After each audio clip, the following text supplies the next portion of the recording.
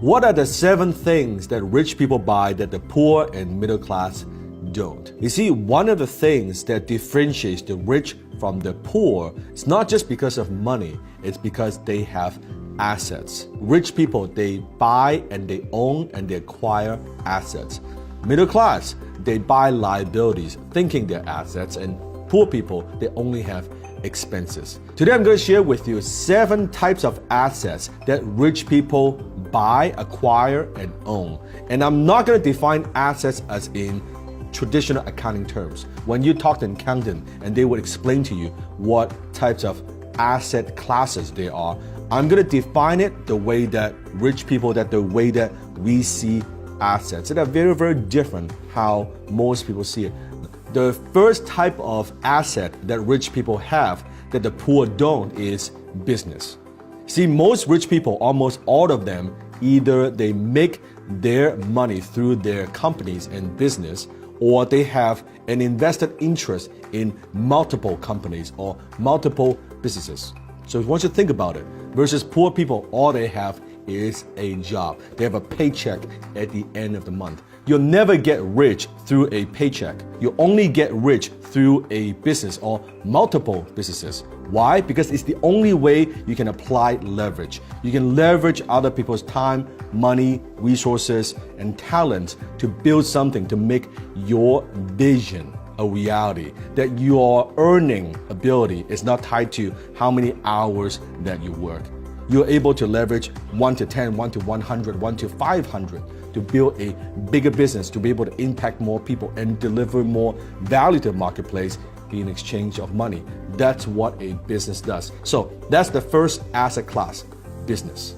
Number 2, the second type of asset that rich people buy that the poor don't is arts and antiques. Now, this is an asset class that I know very little about. I cannot tell the difference between a $100 painting versus a $100,000 painting. I have no clue. This is an area that I am like a complete idiot. My art collection would be my Hot Toys and Iron Man collection. Although my wife Jenny would argue that it's not an asset class. Well, to me, it is an asset class. Number 3, the third asset type that the rich buy that the poor don't, it's automobiles. Now, a lot of people, they buy automobiles just for transportation, but the rich, sometimes they buy for collection because they get pleasure driving them, owning them, or fixing them, repairing them, selling them. Done properly, this could be a very lucrative thing that you do, but most of the time, my friends, I notice that they just, because they have a passion for automobiles or classic automobiles, they do it just for fun. But because they collect them, they buy rare automobiles, and when they sell them, they do make a nice profit from it. It does turn into an asset class. But for me, I just do it for fun. Number 4, real estate. This is the most popular asset class among the rich. Most rich people, they either make their money through real estate or they park or hold their money in real estate. Now, when it comes to real estate, there are so many different types of real estate. You have residential or you have commercial. Residential, I'm talking about condo or single family home. Commercial real estate, I'm talking about malls, hotels, right? Offices, multifamily.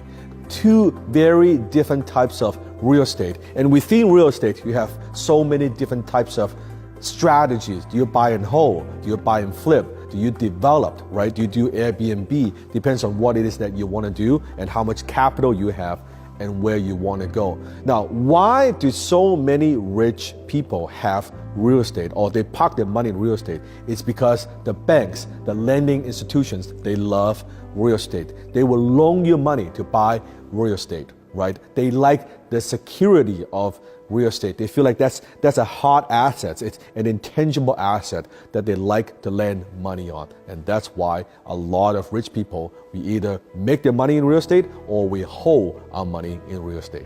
Number 5, the 5th asset class that rich people buy that the poor don't is paper assets. I'm talking about bonds, mutual funds, and stocks. Now, when it comes to assets, sometimes we buy assets because it produces cash flow or dividends. In some cases, we buy assets and hopefully it will increase in value and over time.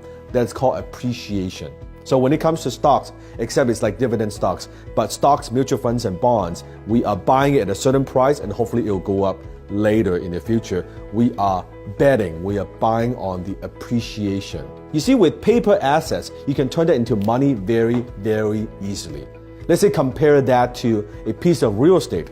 In order to convert a piece of real estate into money, well, maybe you need to list the property, you need to sell, it takes time, or even if you want to get a loan, get a mortgage, a second mortgage from the bank, it takes time. But with stocks, with mutual funds, you can sell that and turn that into money very, very easily.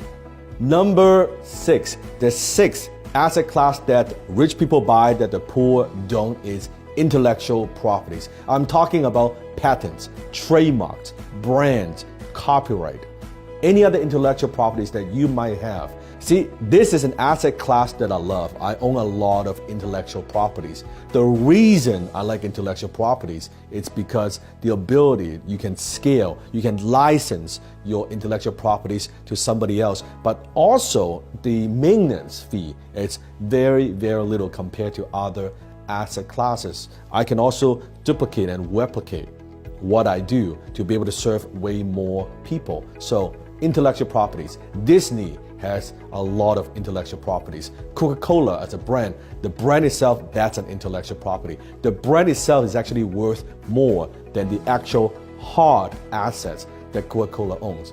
The brand Coca-Cola is worth billions and billions of dollars. Number 7, the last thing that rich people buy that the poor don't is precious metals. I'm talking about gold, silver, platinum. This is a gift from my mentees from Australia.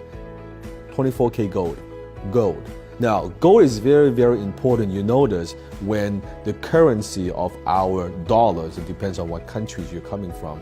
Rich people, they like to have their money in gold because throughout history, you notice that gold is the currency. It is the asset class that is recession proof. So it's a very, very important asset class that in your portfolio you have to think about. So, precious metals.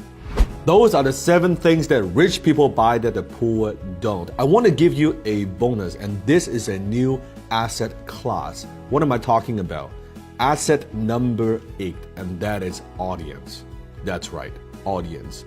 You see, attention is the new currency. To be able to have an audience, you see this through social media, influencers who have audience, that they're able to captivate other people's attention. Their audience attention, it is worth money. That's how they're able to generate income and profits and money from what they do. Attention is the new currency, because without attention, you would not be able to get customers. And without customers, you won't have any sales, no money, no profits. It's that simple. A lot of people, they neglect this asset class. And I believe this is an asset class that a lot of people, even rich people, ignore and overlook. This is an asset class that you can scale and expand very, very quickly to have 10,000 people, 20,000 people, 50,000 people, 100,000 people paying attention to your message, your cause, what you are focusing on, what you want to promote. Even if you want to promote charity, your foundation, you need attention. You need audience. Money alone doesn't just get your attention. Attention is attention. Money alone is not enough. But to be able to get attention, you can convert that into money. You convert that into profit. And this is an asset class that could grow and grow and grow, and there's no limit. There's absolutely no limit.